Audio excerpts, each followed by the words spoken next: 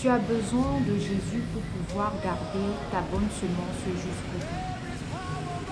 Alors, cette édification est tirée toujours de la suite des noces de Canaan, parce que Jésus ayant transformé l'eau en vin, l'ordonnateur de la fête s'est approché de l'époux ayant goûté le vin et lui dire comment est-ce que tu peux faire ça.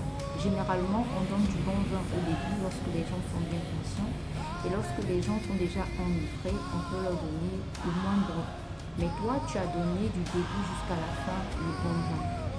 Il en est ainsi de même pour nous, pour garder ce bon côté de nous, ce bon caractère, une partie de notre caractère qui est agréable, pour le garder jusqu'au bout. Nous avons absolument besoin du Seigneur Jésus-Christ parce que très souvent nous sommes face à des situations qui viennent nous briser. Et quand elles nous brisent, elles nous laissent des séquelles. Et ces séquelles deviennent comme une métamorphose carrément. On se demande à quel moment est-ce que cette femme est devenue méchante? À quel moment est-ce que cet homme est devenu aussi insensible? Des gens changent de caractère, changent leur façon de faire, changent leurs habitudes, leur manière de parler, leur moralité même à cause des brisements, à cause des déceptions, à cause des trahisons.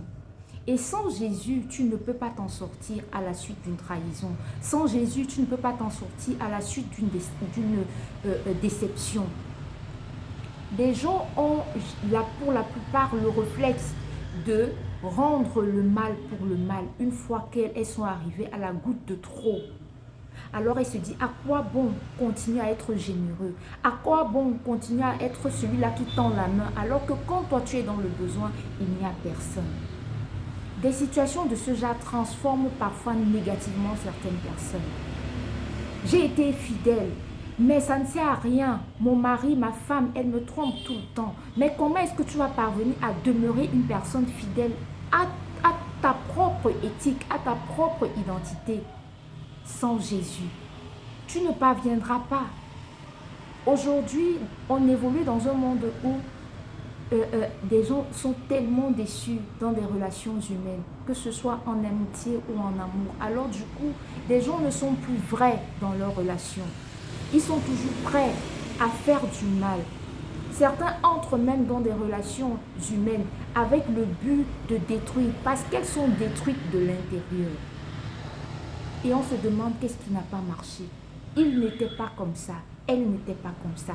Ce qui s'est passé et que personne n'a vu, c'est la destruction suite à la trahison, suite à la déception. Mais je suis là pour te dire, si tu traverses une période pareille et que tu es sur le point de vouloir te transformer à une autre personne parce que tu dis, les gens ont tellement abusé de moi, je ne veux plus de cela. Alors je vais devenir une personne mauvaise. Non.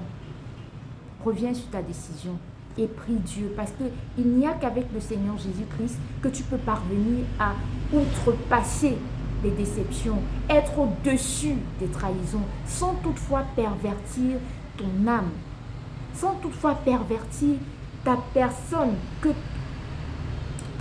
intérieure. Il n'y a qu'avec Jésus que c'est possible. Alors s'il te plaît, ne sombre pas dans le mauvais côté à cause des déceptions et des trahisons répétées. Non, je t'en prie par les compassions du Christ. Mais va vers Jésus. Invite-le dans ta vie.